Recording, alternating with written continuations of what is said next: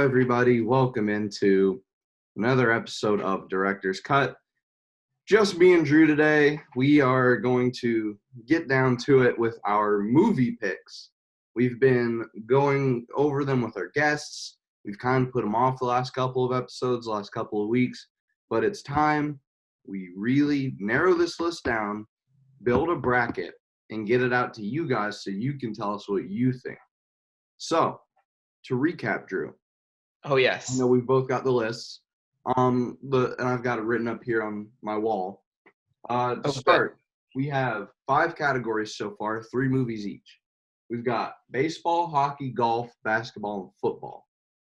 Now, baseball is Moneyball, Field of Dreams, and Major League. Oh, yeah. 3 solid entries. Basketball, Space Jam, Hoosiers. In my mind, a dark horse, White Men Can't Jump. Yeah, that's a good one. Football, The Blind Side, Remember the Titans, and We Are Marshall. 3 absolutely incredible movies. I mean, those 3 to me, outside of maybe Space Jam, have the best chances of winning, I think, when we break it down into a bracket. I think the difference with the football movies is these are very good movies that are fun to watch, but they're also very serious, and they have real overtones that you can actually follow along. I love Space Jam. Don't get me wrong. I think it's hilarious, but also Michael Jordan and stretching his arm 50 feet so that he can play basketball with the Looney Tunes. Compared to We Are Marshall in a plane crash. Right, where the entire football team dies in a plane crash. That's not a spoiler if you haven't seen it. That's the opening of the movie. I just want, and it's based on a true story. So I just wanted to clarify that. And the last 2 categories we have so far are hockey and golf. And for hockey, we have Goon, Sidney Crosby, Off the Ice, and Behind the Scenes, I think. I don't know how that one still made it. That one came from our guest from the hockey episode we've done. Oh, of course. Moose, Mike Moskalek, one of our production helpers. Great guy. Fun documentary taste. And the third hockey movie is, of course, Miracle. Naturally. That one out when you're talking about hockey movies. And then golf. Golf was probably the hardest 3 to pick. You got Caddyshack, Happy Gilmore, and The Legend of Bagger Vance. 3 of the most well-known golf movies because they are 3 of the only known golf movies. Yeah, I think are in somewhat of the mainstream. I was gonna say we didn't include Tin Cup, but I think those are basically the 4, right? The 4 mainstream golf movies, and I haven't seen a lot of golf movies, so that's on me. But we're getting to round out, if it does come to it, we will add a 4th honorable mention to each category, and we have those in the episodes, or you just name them off the top of our heads because we're the hosts, so we can do what we want. We are the directors. We're the bosses. Power, right? We want. But to round out the bracket, Drew, we have been talking about adding a couple of extra categories, an action sports category perhaps, or miscellaneous. And that's what we're here to do today, is to get those into the competition so we can get a full field of movies. Because maybe, you never know, maybe a movie like Days of Thunder, a racing movie starring Tom Cruise, goes on a run in a bracket for some reason. You never know. But, I mean, there's a lot of high-quality sports movies that may not have been lumped into some of these categories, or we've had shows that didn't really address some of those movies, so or they're just series that's very hard for us to do a show on right now, Right. I don't think you or I are fully qualified to really dive into the world of UFC at the moment. I don't even know if there are fighting movies. Are there? There's some combat movies. Well, I mean, you can look at Rockies, Karate Kid, that sort of stuff. Okay, there you go. I was thinking straight UFC mixed martial arts. But not necessarily MMA. There is a wrestling movie that I saw recently. So yeah, it's doable. That reminds me. So I guess we're just gonna go ahead and get on into it. Yeah, let's go. I think we need to start in that area of combat sports. All right. So I do have one rule for this. Yes. We can't just list 3 Rocky movies. Only 1 Rocky movie gets to make it on here because I feel like a Rocky movie has to be on here. Yes, I do think a Rocky movie has to be on there. And I do think this would make for a very boring show if I just went through and said Rocky, Rocky 4, and Creed. funny Yeah. things off. Those were off the top of my head, but that's actually probably my top three. So this is where we get into it, and this is where I make a proposition. Yes. None of the Rocky movies and Creed gets on there. Interesting. So the original Creed. The original Creed is such a good movie. I think the original Creed is better than the original Rocky. Interesting. I I'm gonna argue with you on that one. Okay, and you know what? I can know I don't respect have. Creed was great. It Yeah, really no, was. but I know I don't have the popular opinion when it comes to saying Creed is better than Rocky 1. Right. And like I said, those my top three in that Rocky franchise in the installment. Number one is just has to be Rocky. The very first one, the original. I think that is like the standard that pretty much all sports movies are held up to. You know, it is the truest underdog story. You know, Now, you see all sorts of takeaways from it, all sorts of sampling. You get back to the training montages, running up the steps. I mean, that's just Eye the of the staircase Tiger. is iconic in Philadelphia Yeah. now. Punching So, meat in the locker. It's just everything about that movie. what do you think of this? Would it be unfair? Because we haven't really had this issue with any of the movies we've had or Right. talked about, where it's a full-on franchise that's still making movies 30 years or so after it was created. Yeah. Do we want to just lump all of the Rocky movies plus the two Creed into one package and say that's one thing?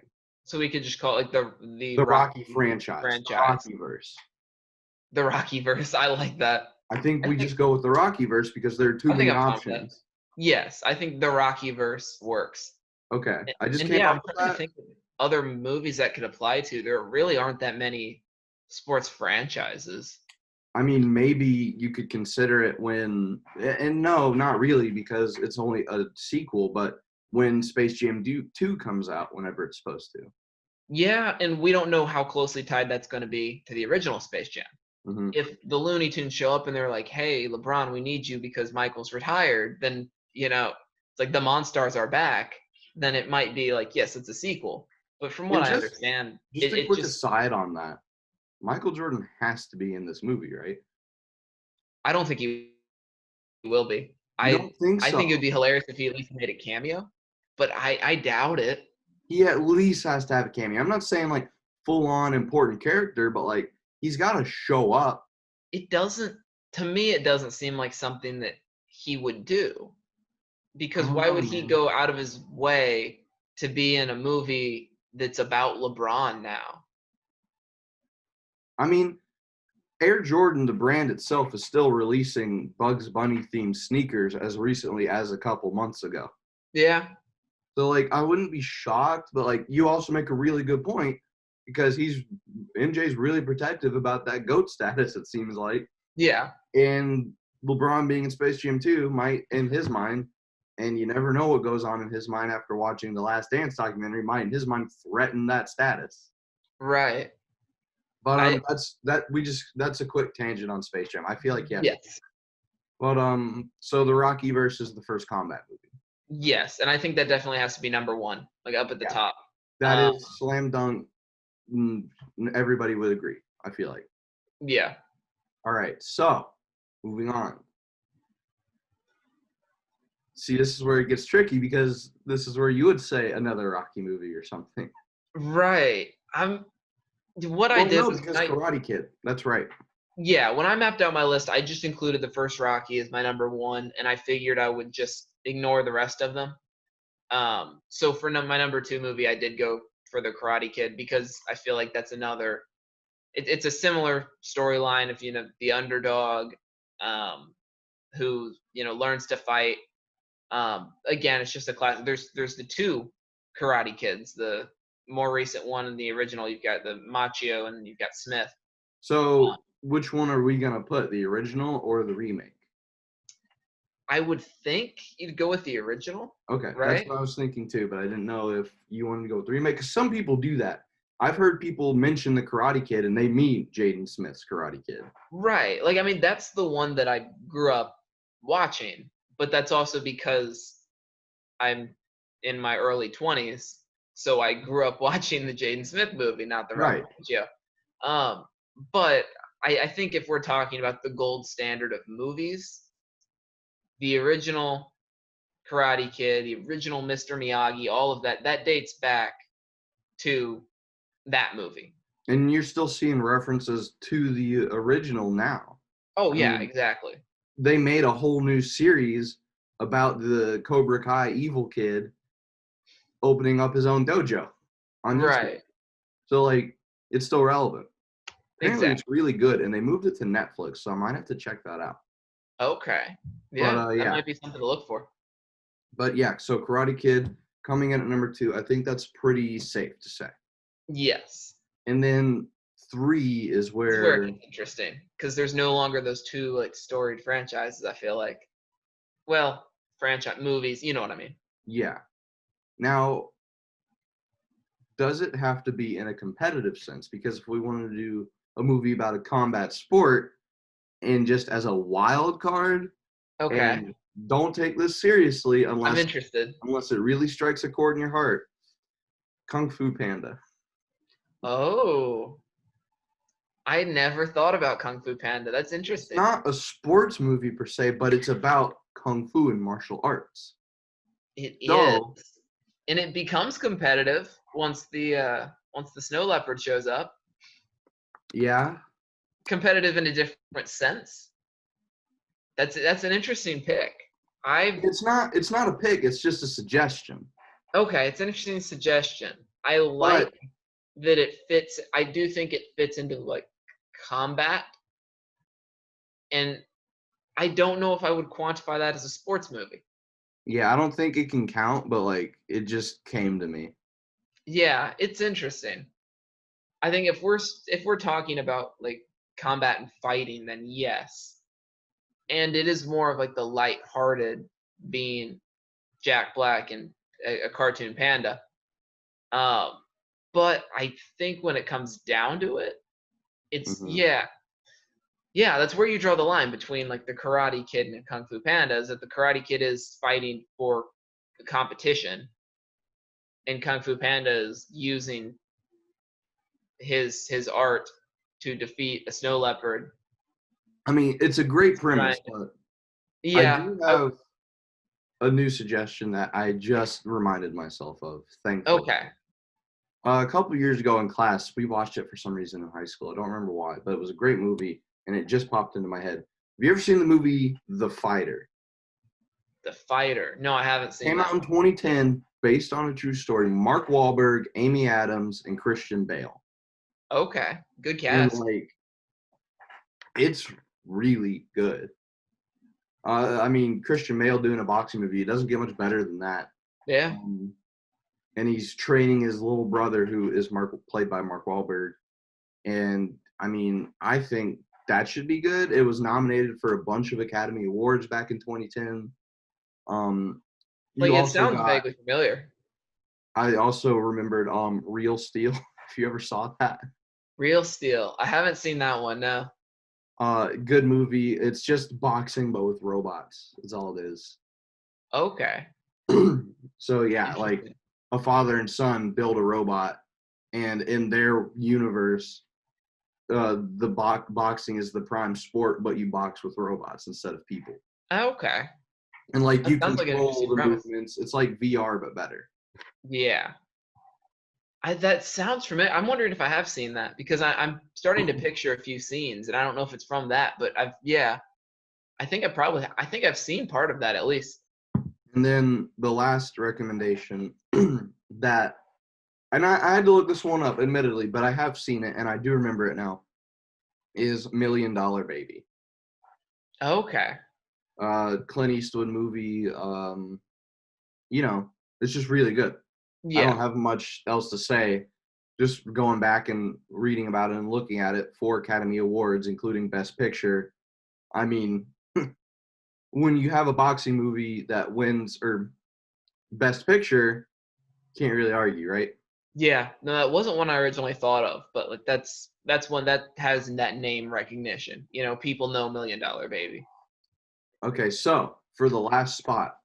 I think we can go Well, ahead and I just have a move. few that I want to, or I have a couple I want to rattle off as Okay, well. let's hear them. One that I was really interested in is there aren't really movies about wrestling Oh, that's largely, right. and I think a lot of that is because the sport itself is very, dramatic. It's making the movie about it When you would say be sort. wrestling, do you mean WWE style or I'm thinking actual? WWE style. You mean WWE? Yes. Okay. That's where a lot of that plays into the drama, plays in, watching that sport is sort of like a movie in and of itself. But this movie's fairly recent. She came out a couple years ago, and it's Fighting with My Family. Okay. And I watched that, and I thought it was really interesting. It's about I believe, Scottish family. I I think Scottish, somewhere in the UK. Um, and it's about a family of wrestlers. The mother and the father were both wrestlers. They raised their kids to also be wrestlers. That's just ingrained in their life. And so the son and daughter, these brother and sister, both audition to try and become a part of the circuit. And the daughter ends up getting picked up, and it sort of follows her as she's dealing with her family, her parents' expectations. They try and drive her. Um, of course, it's not easy like getting into that industry. She's training, trying to build up her rapport. Vince Vaughn is in it Okay. as one of like as one of her trainers, Does which Vince is interesting. Vaughn do the whole movie with like a Scottish accent? No, they end up going to the United States. Okay. She once she gets picked up, she heads to Florida. Um, Let's say it would be. I would watch it just to see Vince Vaughn do the Scottish accent for like an hour and a half. no, but it's very interesting. So she goes into sort of like this, the next gen like program Okay. as they're trying to train her, see if she has what it takes to build it up. She realizes that there's like a lot of models there, and she's intimidated by that because she's just sort of like grown up on fighting, not the showmanship aspect of it. And of course, The Rock is in it too. Okay. Yeah, I'm sold on this. The There we Roman's go. in it. Yeah. And the funny thing is, when this was advertised, it was advertised like with him, obviously, because it's a wrestling movie about The Rock. Of course, you want to go see it. He's not like one of the central, like he's important, but he doesn't show up until pretty late. Like it's not a movie about him, but it's a very interesting movie. So I wanted to throw that one out there. Okay. Because I when you thought it was okay, very well done. here's what went through my head when you said wrestling movie WWE style. Yes. You've been known to throw wild card picks out there when we're doing this, Oh, I've like tried.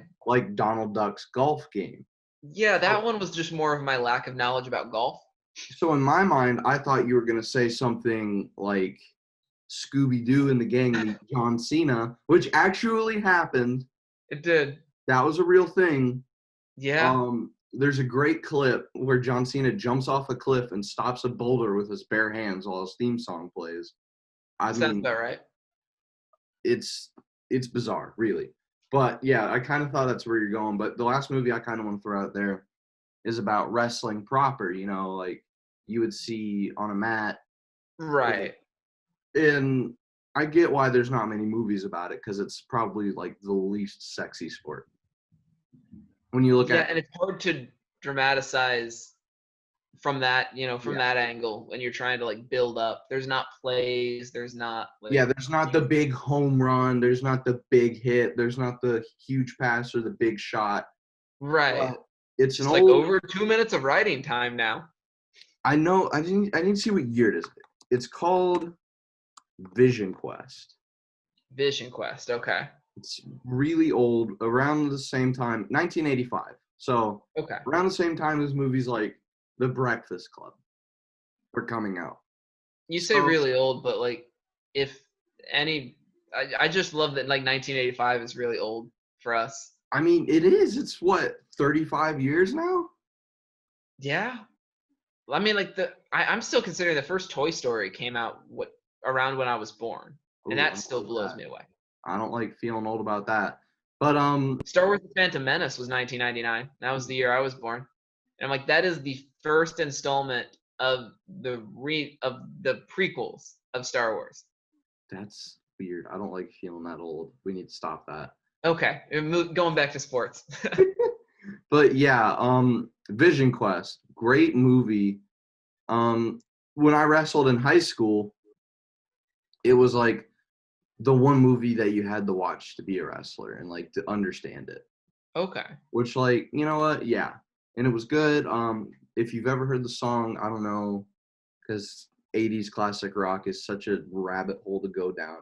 The song "Lunatic Fringe" by Red Rider. Okay. Uh, One of IU's wrestlers runs out to it when he takes the mat, and the first time I heard that, I was like, "He's seen the movie! Oh my goodness!" And I was Yeah. calling the match, and I wanted to reference it on the broadcast so bad, but I knew maybe 3 people watching would understand. Oh no, that's funny. So yeah, so between all of these, I still think it comes down to Million Dollar Baby getting the third spot, I with think that I think that's fair. like The Fighter getting the honorable mention. Yeah, I do have one more movie to throw at you. I don't think this is a serious contender, Okay. but it's something that I do need to explain. Because we're talking about I like to find my wild cards. I don't know where I saw this. I don't know how I remembered it, but it just popped into my head the other day. And so I looked it up. It's called A Knight's Tale. Wait, that And sounds really familiar. it is, wait for it, a jousting movie. I don't know if that's a good look or not. I don't. Okay, we can't, in good conscience, put this on a bracket because nobody will vote for it. No, and I don't think it's as well liked or well known enough to put it on there, but I do However, need to talk about it. I am very happy you brought it up because, like, a jousting movie. Why? What? Yes. And I remembered it, and like it seemed like medieval. It's probably like a really old movie, or I'm like maybe it was like one of those like Monty Python type things. So I had no idea. I looked it up, um, and here's what we've got about A Knight's Tale. It is it takes place in medieval times, and it is about a peasant or so a squire sort of. He finds that his master, who is a big jouster and like a champion of jousting, he just finds he's dead. Their master is dead. Okay. Yeah, that's how it opens. Is there any explanation? uh Maybe he just, it Just wasn't, happens. yeah, it wasn't like he was killed in battle or anything, I don't think, like, but what they realize is their master was about to claim this big prize. All he had to do was just make one more pass in the jousting tournament, and he would have won it. Oh, so So it's a murder mystery, is what it sounds like. no, it's not. It's not really a murder mystery. They just sort of gloss over, like he's dead, and then that's it. They move on. Um, Okay. so what happens is the lead, which by the way, the lead. Let me pull up the cast here. Yeah, the lead of this movie, who is Heath Ledger. Uh, Ooh. yeah, exactly. He decides, here's what I'll do. I'll don his outfit, his armor, and I will pretend to be him, and I will just make that pass. We'll claim our payout, and we'll move on with our lives. So that's what he does.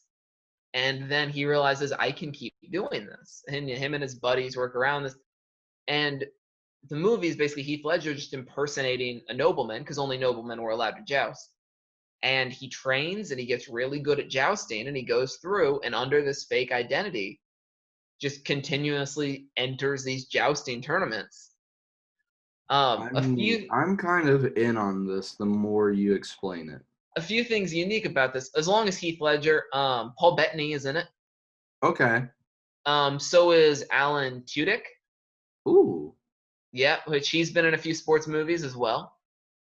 Um, so there's several big name actors from it. And let me see if I can pull up. I'm looking at the Wikipedia page right now. It says critical reception was missed. A lot of complaints about anachronisms. So it took place in medieval times, but it was very clear that it was a movie, made in like 2000. And they didn't really try and hide it. And one of the main things about that, let me see, it was a 2001 film, I need to look this up. The soundtrack was mostly classic rock. Okay, so a classic rock jousting movie. You know, if they sung a couple of In songs, medieval it sounds times. like the perfect rock opera. I mean, basically, yeah. Here we It go. really could be. Here is. Oh no, I lost my track list. Here it is. Oh my gosh. Amazon.com is being a pain. Here we Well, go. it's Amazon. What can you expect? Yeah, the track list for this medieval jousting movie includes "We Will Rock You" by Queen, Okay, good start. "Taking Care of Business" All right. Bachman Turner Overdrive, "Crazy on You" by Heart, That's a really good one. "I Want to Take You Higher" Sky and the Family Stone, "The Boys Are Back in Town" Thin Lizzy, "We Are the Champions" also Queen. Okay. That was just my brief skimming of it, but So what you're telling me is the soundtrack probably cost more to copyright and license than the actual production of the film. oh, probably. Okay, that's all I need to know. I think Well, I'm glad we brought it up because it's just so bizarre to me. it is. It is such a strange concept, But but I do remember watching it, and I did like it. we have our 3 combat movies. We do. It does not Not the include Rocky verse, A as you, Knight's if Tale, you but will. yes. Karate Kid and Million Dollar Baby. Of course. So now we move on into a sport that you mentioned a couple of days ago that we've kind of just swept by, even though it is the most popular sport in the world: soccer. Yes. Surprisingly, not a lot of movies in mainstream American culture about it. Yeah. Which, like, okay, maybe not surprisingly because it's never been like the most popular sport in this country, but But you'd still nonetheless, think there'd be a lot of soccer movies. That's also one that I think could be very well done in terms of getting the action. I think it would be mhm. like football. You can time those plays, you can set up that beautiful scoring goal, Well, yeah, but and like that's the point of soccer, football, and as it's called most of the world, is that it's the beautiful game. So you think it would lend itself to a really dramatic movie, even in a comedy sense. Will Ferrell did Right. kicking and screaming, and it worked. But now, so do you have any off the top of your head? Because I have a couple that need to be on here. It's yeah, I think if you want to start with the big soccer movie, the very first thing that comes to my mind, and I admittedly need to watch it again, maybe. I don't know if I've actually I feel like I might have seen it, but maybe not. But that's the least of our importance right now, is Bend It Like Beckham. Okay, that was going to be one of mine, so I'll go ahead and just write that down. That's it. Yes. I think that is like sort of the epitome of like a big soccer movie, an influential one. Something everybody's gonna know, and everyone's gonna like respect that. I mean, yeah, Keira Knightley, Bend It Like Beckham, doesn't get much Exactly. better. All right, and then the second one that I had, and this one's more the centric in the UK, is called United, and it's literally We Are Marshall, but Premier League soccer. Manchester Interesting. United in 1958 had a plane crash. Most of the team died, and it's basically We Are Marshall but soccer. Okay. It's so well done. The acting is great. If you've watched Doctor Who or anything with David Tennant in it, you know David Tennant's a great actor, and David Tennant is one of the main characters in this movie. So it's just so good. So can we put United on there? I have nothing against that one. I think All right. yeah, the We Are Marshall of soccer. It's gonna be hard to beat, and I've looked at like a comprehensive list of some of these top soccer movies. That's up there Mhm. always. So yeah, Um, United, great movie, and I know Manchester United, controversial topic to a lot of the Premier League fans I know, because if you like them, you're either a bandwagon or you're just getting into the sport. And I gotta say, right. when I was just getting into the sport in 2012, 2013, I bandwagon for Man U, and I'm still on that bandwagon. Of course. You, But you guys can get you over it. stuck with them, which I think is the respectable part. It wasn't just sort of like hop on a bandwagon and just see where it takes you. Like you're just like, all right, this is the team, and we're gonna stay here. Exactly. So Um, I've got two more. okay, I've got two I want to mention. All right, let's hear 'em. One of them I've seen, one of them I haven't. The one I haven't seen, but I have heard nonstop is Maradona. I haven't heard seen that either, but so much about it. but researching this episode, looking for the soccer movies to think about, I saw that everywhere. And I got nothing to do the rest of the afternoon. I'm probably gonna watch Maradona or something like of that nature. There you go. Yeah, one of them that we've discussed today at very least. We'll knock it off the list. Have you watched Hoosiers yet? I have not watched Hoosiers yet. I No, haven't no. watched Hoosiers yet either. So, you never know. But Maradona, I've definitely seen that floating around. Yeah, and I was last summer, I got to spend a little bit of time in England, and I saw posters for it all over the place. People were talking about it. You know, he's just a huge international influence all over the world. That is what international means. That was redundant. But yeah, I've heard so much about him, and just his legacy is incredible. The other one I want to mention, which is not based on a true story and less serious than like a biopic or something like United. Wait, before you say it, I think Yeah. we might be thinking the same thing here. So go ahead. Okay. Is it She's the Man? It's She's the Man. That's Yep. exactly what I was thinking. Yep. I do remember watching that one. And oh my gosh, what a movie. Amanda Bynes, Channing Tatum before Channing Tatum was Channing Tatum. Right. I mean, it's honestly one of the funniest movies. I think that has to go on there. I like it, and I think a lot of other people will. I think it's something that a lot of people have seen, and a lot of people. I think we're gonna throw on She's the Man. Okay, I'm glad that we can include that one on there.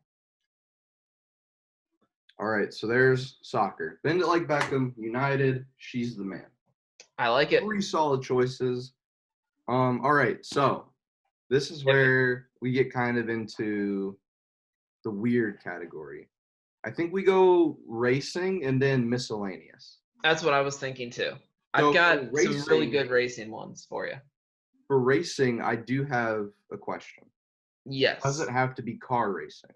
It does not. Okay, that makes it a lot easier. Because I've got plenty of non-car racing on my list. Because this is where, since it's not cars, this is where I'm going to throw in Breaking Away.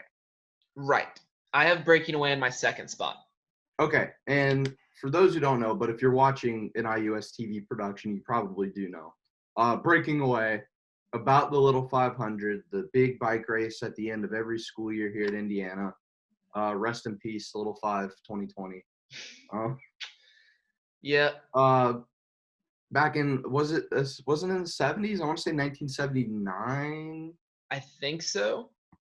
Breaking Away was made about a local Bloomington kid, a cutter as they were known back then, a working class family. Enters the Little 5, wins the Little 5, and it's this big underdog come from behind story, beating all of the college kids he beat everybody. So, but basically, it's a underdog story of the poor kid beating everybody. Yeah. And it was very uncommon at the time to have players, racing, have competitors that weren't just from the school. It was largely a school event. And now, 500 is still one of the biggest weekends in college sports. Yeah. At Indiana, it's still going. And I think what you're about to say, there's currently the Cutters are still a powerhouse. Yeah, the Cutters are one of the powerhouse teams when it comes to the men's Little 500. Yes. And they added the women's Little 500 that's run the day before. I mean, it's what its catchphrase is: the greatest college weekend in America.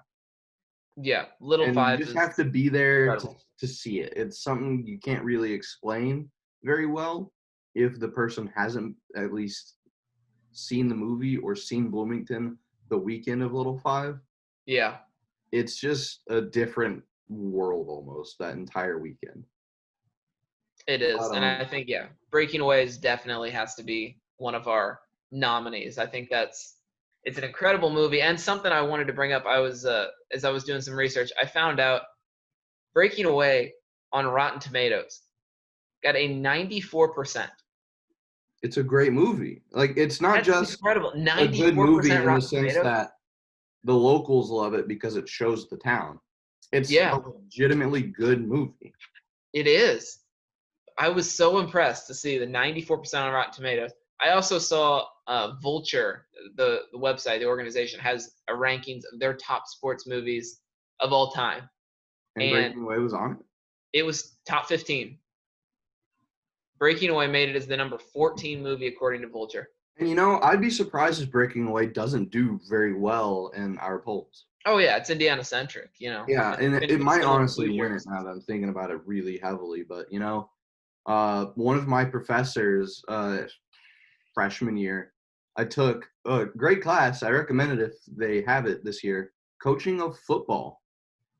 They had Okay. Mark Deal, I believe his name. I know the last name was Deal. I blank on the first name, and it's my fault for. I believe it's Mark Deal though. He was teaching the class, and he played on the team when they were filming Breaking Away. So he showed us the clip of the practice squad in the movie, and he points himself out on the screen. Wow. And he told us a little bit of behind the scenes stuff for it. All the football players, it was the actual football team doing an actual practice, but for some reason all the players were given random jerseys and not their normal numbers, I believe, is Interesting. how he told the story. And like that never Maybe made so it sense was to still me. generic. It still makes no sense to me. I'm wondering if maybe they didn't want to actually like have the IU football team as a part of it. Or So they're just maybe like, date hey, it with knowing which players who, like, right. but you know what, I don't know. But either way, it was really neat to get a look into like what it was like filming it, and that it was the actual football team and not just a bunch of extras they hired. Yeah. But that's just, I guess, how movies are made in the South. But Breaking Away, slam All right. dunk, number one pick, gets the buy round, everything. Yes. I want to, as I mentioned though, Breaking Away was my number 2 racing movie. Okay, what's your number one? That's what I want to discuss. This is one of my favorite sports movies of all time, and it does. If we have to put it in a category, it does qualify under racing. But the interesting thing is, this is not a movie about a human. I am going with Secretariat. I I thought you were gonna say Cars. no, I thought you were gonna say Cars. When you said it's not about a human, I thought you were about to say Cars. I didn't realize that that's what it sounded like, but I'm thinking of that now. No, no, But Cars is not one of my favorite sports movies of all time. I I'm fully agree with you. Secretariat does deserve a spot. Yes, I love that movie. I mean, Secretariat is arguably the greatest racehorse of all time. Triple Crown winner, of course. I don't know, just everything about that movie I think is incredible. It's a look into what it is like in the horse racing industry, building up that horse. You get to learn about the jockey, you get to learn about the owners. Mhm.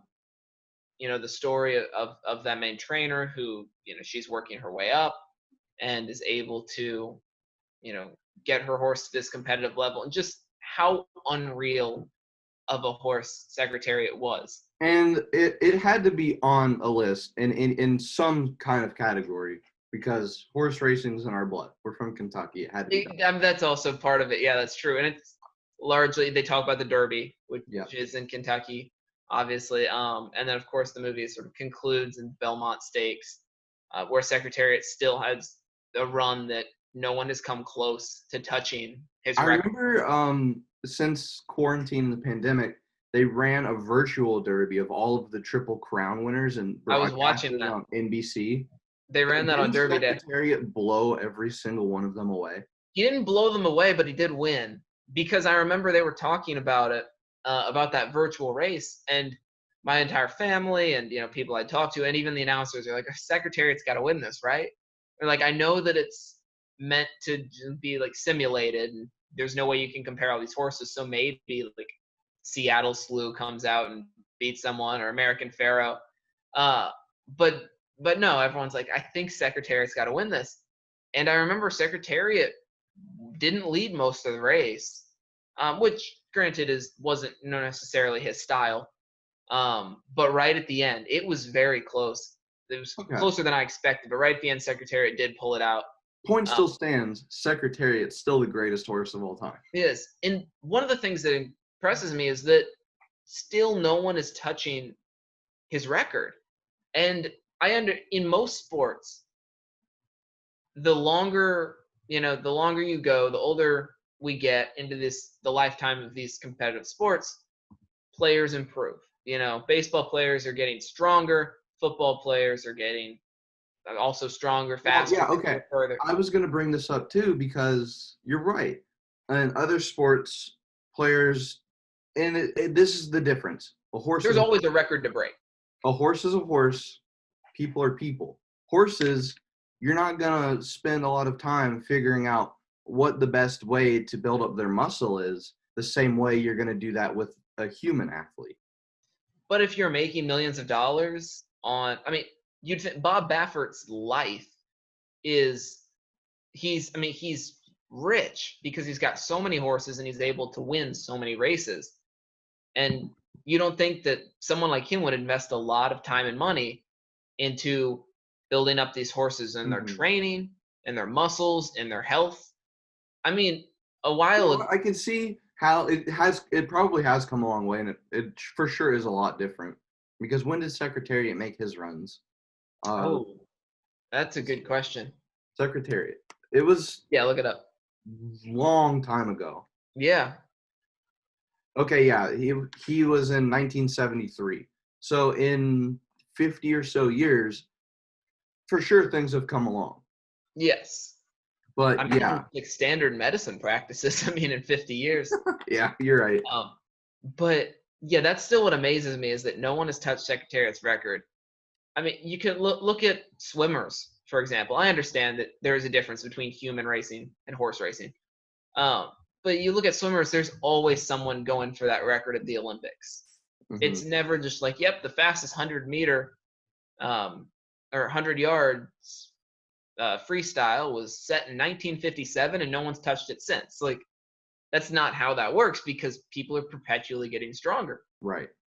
But yeah, and that's what surprises me is that even now, as you get racehorses like American Pharaoh and Justify, who are, bless you, who are just incredible and at the top of their games, they still can't even touch Secretariat. Right. So and the movie was incredible. I understand that's where we started. The movie was good, and that's why it's on my list. So Secretariat, I'm going to slot it in at the 2 spot. Okay. Because I think overall Breaking Away will do better. Oh, yeah. And I think it'll get the bye for this. Yeah. And I think Breaking Away is sort of consensus a better movie. I put Secretariat up there as one of my favorite movies in general. So, and to round out the racing category, and then we'll do miscellaneous real quick because there's really not much to be said over there. Yeah. But, it's got to be a car racing movie now. Probably. I have one more that's not car, but I do think that we have car movies that we should address. We can't have a racing category without a race car movie, I feel like. That's true. Because, like, cars, you're right, there are probably movies more racing on foot, bike movie, Yeah, but the other one I do want to mention real quick is McFarland USA. Okay. That's a cross-country movie. And it's a cross-country movie? Yeah, it's just about racing on your feet. It's a Kevin Costner movie. Of course it's a Kevin Costner movie. Yeah, I highly recommend it. It's a great movie. It's actually one of my mom's favorite movies, so shout out to you if you're watching, Mom. But yeah, it's Kevin Costner, and basically he's a football coach. He's got a temper, so he gets fired because he accidentally injures one of his players. Yeah, it's not great. So him and his family end up moving to McFarland. And it's a small town, very high Latino population. Most of the people in that town are Latino. And Costner and his family don't really fit in. And he's not really doing well coaching for the football team there. And eventually he notices some of these guys are really fast. So he starts up a cross country program. He's able to recruit several players. He gets a really good look into the lifestyle of many of these people. I mean, a couple of his top runners are forced to quit the team because their parents need them to work in their like farm, working in the field. And so it's a very good movie about the lives of people, being able to relate to them. And he builds up a cross country program from scratch. It's also based on a true story as well. He starts that cross country program, and then after his first season, I think in the end credits, they say like he won 8 of the next 9 or 10 state championships with that team. And he still has a lot of those runners after they graduated high school come back and continuously train with him. So it's a very good movie. I mean, any Kevin Costner sports movie, we've talked about this before. I've been having this idea, and I'm gonna have to do this now that you mentioned that. A video essay of sorts on Kevin Costner and how most of his acting career that I know him of is just random sports movies. It is. I mean, look at his baseball list alone, from Bull Durham, Field of Dreams, For Love of the Game when he was older. Right. I mean, and then Draft Day, where he was an NFL GM for the Cleveland Browns. It was like the football version of Moneyball, but I don't know anything about it. Exactly. It was a very good movie. I like that one a lot. But what you just mentioned, McFarland USA, a cross-country movie. I feel like if you're going to do a sports movie with a somewhat interesting premise and you pitch it to Kevin Costner, you got a good chance of landing him. Yeah. And that's been pretty consistent through his whole career. I want to point out an odd tidbit that I found, and I say odd for a reason, was on his Wikipedia page. I was looking into all the different sports movies he's done, all the movies in general. His wiki is harsh.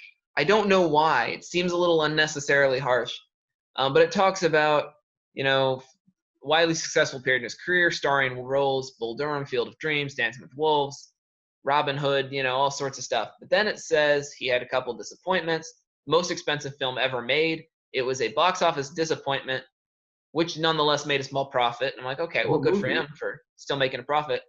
Then it goes on to say he has since starred in a string of unsuccessful films which failed to propel his career forward as a leading man. And it goes on to reference Love of the Game, The Guardian, McFarland, and Draft Day. And I just thought that was the weirdest way to describe his career. A string of unsuccessful films that have failed to propel him to the top, with a series of movies that were hits. I don't know much about Guardian. I can't tell you much about that. Yeah, and there were others on the list. I was just going through a few. But Draft Day, no one's going to want to watch a Cleveland Browns movie. Are you kidding me? For Love of the Game, as good as it actually is, no one's going to watch a Detroit Tiger, basically, movie. I guess, but I think it's about more than just the individual teams. Yeah, but look, think of the marketing. It's the mid-2000s, Kevin Costner wearing a Tigers uniform about an old pitcher. That's not going to do well. Yeah, I guess. Plus, I mean, in my opinion, sports movies, you can't really expect to release them anymore in a big theatrical way and expect them to be really well received unless it's super well done. Right. I don't remember the last time a sports movie was a super successful blockbuster. Yeah. I mean, Moneyball might be the last time there was a highly successful one at all. I'm probably forgetting something because, that sometimes I'm just an idiot. But no, but I think you're right. That sort of a format is. Yeah, I'm looking at the list. Maybe Blindside around the same time as Moneyball, a couple of years earlier, I think. Yeah. But yeah, no, sports movies, I don't know. You can't expect to do a sports movie and be a big success, in my mind. At least not the terms of overall blockbuster type. Yeah. Hits. But there are still successful sports movies. But to get back, we got on a tangent there for sure. We did. To get back to a successful sports movie, 1990, Tom Cruise, Michael Rooker, young John C. Riley. Days of Thunder. Yeah. I think that's the quintessential American NASCAR racing movie. You Yeah. could argue for other ones that deal with F1 in Europe, or you could even argue for Ford versus Ferrari if you wanted. But That's a more recent one for you. it doesn't come close to me for Days of Thunder. Yeah, I think Days of Thunder is definitely up there at the One top of of Tom the. Cruise's earliest movies and one of his earliest bangers. It's so good. Yeah. I mean, it just had its 30th anniversary. I don't have much else to say. Great movie. Go watch it if you can. Damn, why can't I remember the actress of it? I just watched it. Who plays Tom Cruise's love interest? Is it Nicole Kidman? It's Nicole Kidman. There you go. Yeah, and it's just so good. Yeah. Yeah, I think Days of Thunder is definitely. I mean, if you're talking about racing movies, that's like NASCAR, car racing movies. That's not a cartoon Disney Pixar movie.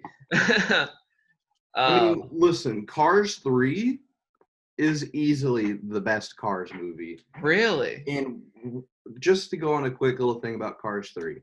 Okay. The other night I watched it, or a couple weeks ago I watched it, and paying attention to the details of it, it's actually pretty incredible. Because they did it in the first Cars, and they did it in the second Cars where they have real-life racers voice the characters. Right. But in Cars 3, they go to a whole nother level where you have like the modern racers. Like they had a Chase Elliott NASCAR superstar voice a character in Cars 3. They had Dale Jr. and Richard Petty voice a character. Jeff Gordon and Darrell Waltrip. Some of the biggest names in NASCAR. And who are, for a casual fan, pretty easy to recognize. Oh, yeah.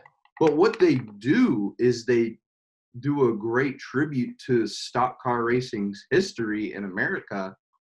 And like they go and meet some cars who are inspired by the original people who raced in NASCAR, moonshiners.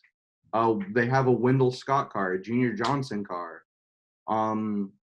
So many of these characters that if you don't know them, they're still good characters and they still work in the movie. But if you know the history of stock car racing and NASCAR, it's just a little extra treat where it's like, wait, that's actually a really cool detail they snuck in there. Okay. And very, very nice. But yeah, it's just such a well done movie with all of the little details that you could tell they put in a lot of hard work and they did their homework on the history of the sport. Interesting. I mean, it doesn't get much better than that. But yeah, so that's racing. Real quick, moving to miscellaneous, if there are any we missed. If we have enough in this category to make it a real category. Because so far we have 1, 2, 3, 5, 8 categories.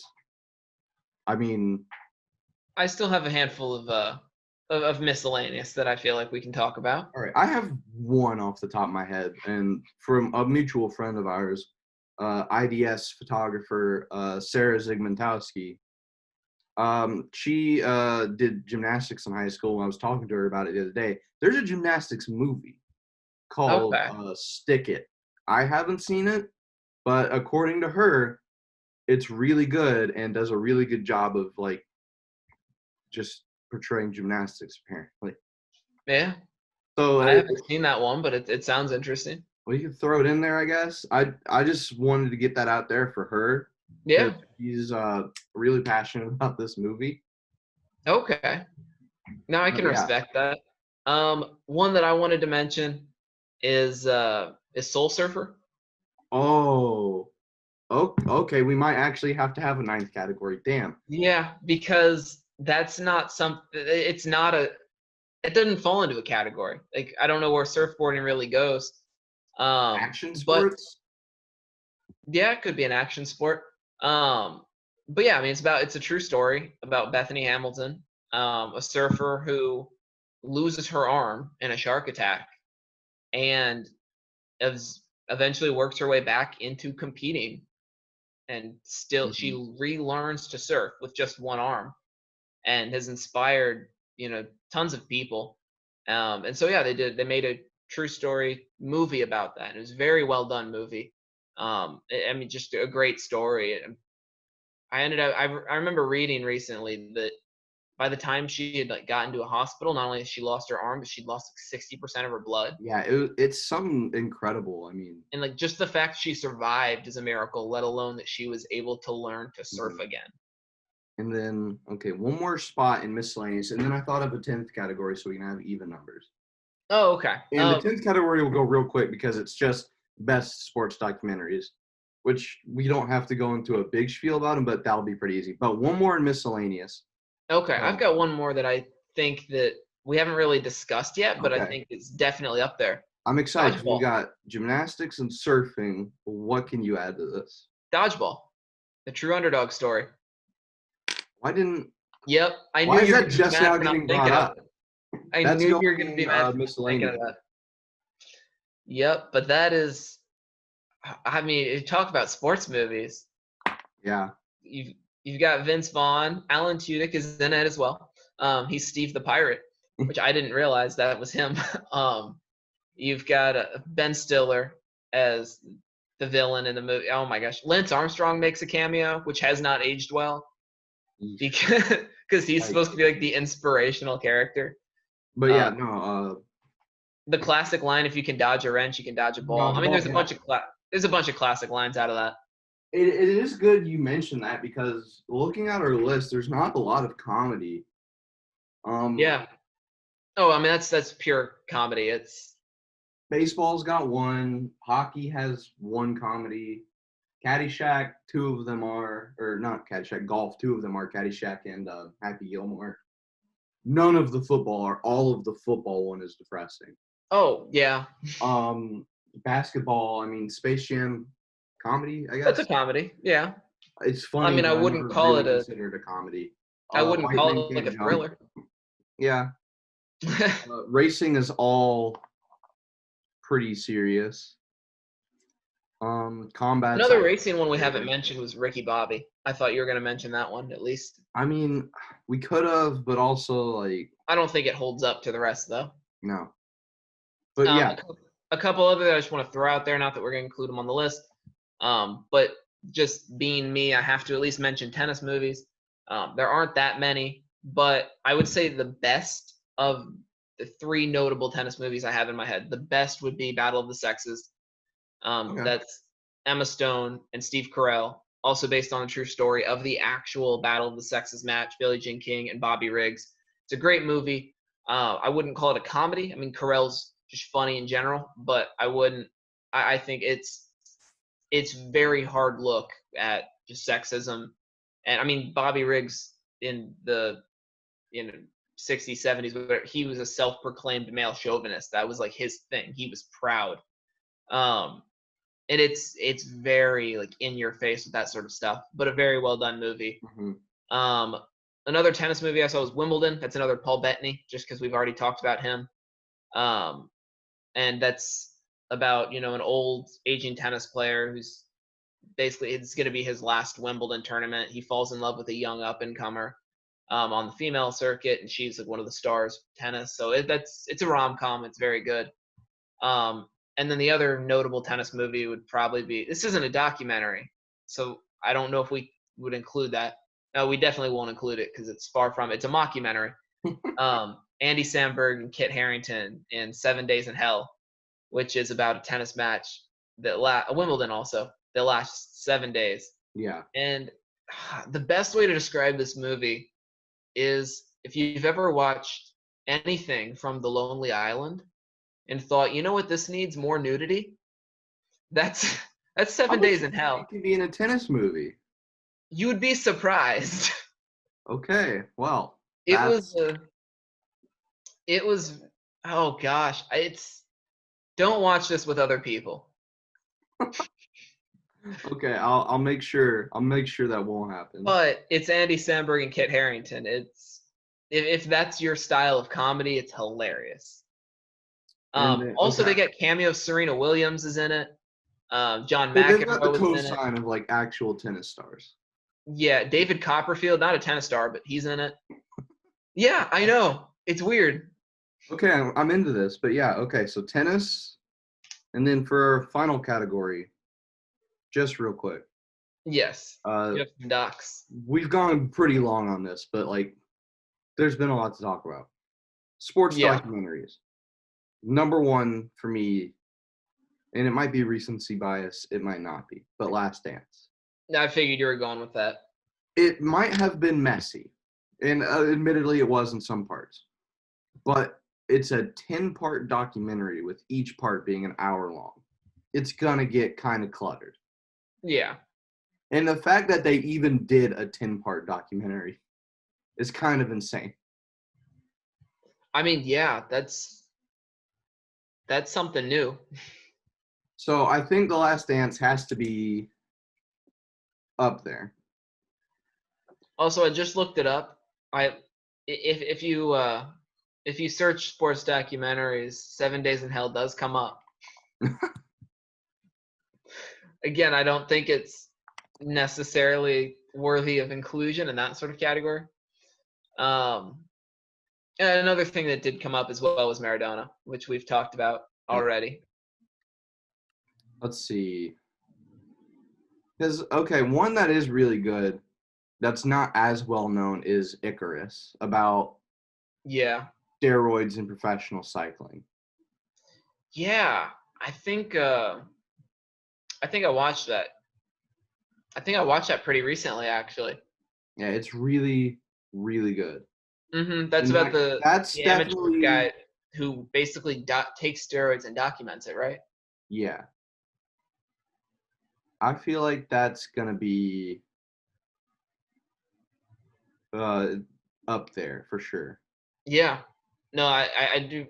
When you first said it, I was trying to remember where that sounded familiar. Yeah, I think that's a very good sports documentary because that takes like a hard look into steroids, not only in cycling, but just in general. It applies all the way around. Um, of the idea that for a lot of athletes, you sort of it's the feeling that you have to try and get around the rules Hmm. just to compete at the top of your game with the rest So of do these we people that are want to doing put Icarus on there? I think Icarus belongs on there. Okay. And then before we do, I have one that is so good. I don't know if you've seen it. It's on Netflix. So Okay. if you haven't seen it, I don't like to be the guy that's like you have to watch this or you have to go see it. But if you Yeah. like baseball, if you love baseball, you have to watch this. On Netflix called The Battered Bastards of Baseball. Okay. I have It not seen is that. one of the most well done documentaries of anything. It's about the Portland Mavericks in the late 70s. They were the only independent team in minor league baseball, and they were beating every affiliated team to the point where the affiliated teams would be sending down AAA players to play in this AA championship game to make sure the Mavericks didn't win the championship Wow. because then they'd be showing them up. But Right. just the storytelling of it. Kurt Russell, his dad was the owner of the team. Interesting. It's just so bizarre and charming and good. You have Yeah. to watch it. And Okay. I strongly feel like that deserves a place on the list. Okay. All right. Yeah. I'll take And your word then for that. what's one you've got? Um, I mean, I don't. We've talked about several of these documentaries. I don't have a lot of like sports documentaries off the top of my head. Um, I'm trying to remember because there have been a few that I've seen over the years that are just sort of like profiled. I watched a documentary on Roger Federer that was just sort of talking about his life coming up on the tour, and I think what was really interesting about that one of my takeaways from that is he's known as just such like a calm-headed player. Mm-hmm. But it was when he was younger, obviously. I mean, like any rising star who's as like a teenager is having to face these like or a preteen having to face these top matches, you deal with emotions on and off the court, and so he would have like tantrums, which is unheard of, especially from Roger Federer when he was like 12. And so to counteract that, he would learn to suppress all of his emotions to the point where he was emotionless on the court, and he was equally struggling because he had nothing to play for, because he had just suppressed every one of his emotions. Mm-hmm. So he had to like find a balance to do that. I don't have the exact name of that documentary, but I like the ones that just sort of like followed, a player or a team for a year or so. Another one I'm remembering was a documentary about the San Francisco Giants, which, as a hardcore Dodger fan, least favorite team, obviously. I despise the Giants, and it was also about the year that one of those years they won the World Series. So it was especially painful for me. But I believe it was that first year that they won the series. So was that 10? The 2010 Giants. Yeah, and it was just sort of following them throughout the season, and they were they were looking on the outside looking in coming to the playoffs that year. They didn't even know if they were going to be able to make it. It took a lot of rallying. And so it was very interesting to sort of watch that progression. And you get to introduce the Buster Posey and Pablo Sandoval and Brandon Belt, those guys are like old news now, but at the time those were the future stars. Remember when Buster Posey was coming up and he was the best thing since sliced bread? Yeah. I still think he's one of the best catchers in the game, but yeah. I mean, he's not going to be a catcher for long. Yeah, he's already been transitioning to the first base, but he catches every now and then. Yeah, he'll probably end up DHing for the Giants now that they can. More down the stretch. He's opting out this season, but we'll save that for our MLB preview. Exactly. So yeah, I like the list that you've sort of comprised, though. I do have one that could take the third spot. Were you there when the filmmakers of The Last Days of Night came to campus? I was. I can't believe I forgot about that one. Yeah. I think Icarus is a better documentary, but The Last Days of Night has that local touch, and we were there for the premiere. It does. So I want to put Last Days of Night on there just for that. I agree with that. That's a good pick. All right, cool. Yeah. All right. So here's how it's going to work now. Now that we have 10 categories. So, all right. Each category has 3 movies. No honorable mentions. We're going to go through. We're going to select, and maybe we can do it now if you want, but we can do it whenever. A number 1 for each category, and that gets the bye. And then the 2 left fight to see who goes up against number 1. All right. So for just off the list we've got today. Yes. Combat number 1 is Rockyverse. Easy. Right. Soccer number 1 is Bend It Like Beckham. Yes. Racing number 1, Breaking Away. That's fair. Miscellaneous. I feel like the number 1 there has to be Soul Surfer or Dodgeball. Yeah, it'd be between Soul Surfer and Dodgeball. Soul Surfer is it's a more serious movie about like a real topic. Okay. I feel like it's just so well done, it has to get it. Yeah. I'm good with that. And then for documentaries, I feel like it's got to be The Last Dance. Yeah, I would say The Last Dance is up there. All right, so into our established categories. All right. The number 1 for baseball, Moneyball, Field of Dreams, or Major League? Real quick. See, it's not my favorite, but I think of those 3, but I think Field of Dreams is the best overall. All right, Field of Dreams, number 1. Hockey, Goon, Sidney Crosby, or Miracle? I think it's going to be Miracle. That would be my pick too, Miracle. Okay. Golf, Caddyshack, Happy Gilmore, or The Legend of Bagger Vance? That's a tough one. I feel here it's easy to say Happy Gilmore, but a better movie is Caddyshack. See, I agree with that, and that's why I'm still feeling Happy Gilmore. I think Gilmore number 1. I think it's Happy Gilmore number 1 because if you talk about golf movies, the first thing that comes to my mind is Happy Gilmore. Okay, cool. Basketball, Space Jam, Hoosiers, or White Men Can't Jump? I would think Hoosiers. Okay, Hoosiers. I enjoy Space Jam, but if we're talking about like Pure quality of classic movie. basketball movie. Yes, Okay, I go Hoosiers. Hoosiers. And then last but not least, football. We Are Marshall, Remember the Titans, or Blindside. See, for me, it's got to be Remember the Titans, but Yeah, I I can think I agree respect with any that. other picks. You agree? Okay. I can So, respect any of those, but Remember the Titans, I think it's just one of the best movies I've seen, period. Not even like sports, just period. yeah. So, okay, real quick run through. Field of Dreams, Miracle, Happy Gilmore, Hoosiers, Remember the Titans. Yep, For those that number works for one. me. All right. I'll get to work building that bracket All and right. just tweet it out. Big episode today. Yeah. We'll get this out. The brackets will be coming soon. We might start them as soon as we put the episode out, honestly. The polls Yeah, on we Twitter. can get that rolling. But yeah, so Drew, you got anything left? I have one more comment to make. Okay. Just because I have a list of movies that I just feel like we haven't talked a lot about, and obviously I'm not going to go through all of those right now. But I just want to reference that I feel like a lot of people forget Jimmy Fallon and Drew Barrymore starred in a movie that filmed in Fenway Park during Oh, the yeah. World Series. Fever Pitch. They filmed in Busch Stadium too. I think so. They did, because I remember the ending scene was Boston winning the World Series, and then they get on the field somehow and they make I thought out. that was in Fenway, or was that in Busch? I swear it was in Busch. Let's see, 2004 World Series. Where did it end? Yeah. 2004 World Series. Here we go. Let's see. Thank you, baseball reference. Very cool. It was in St. Louis. Okay.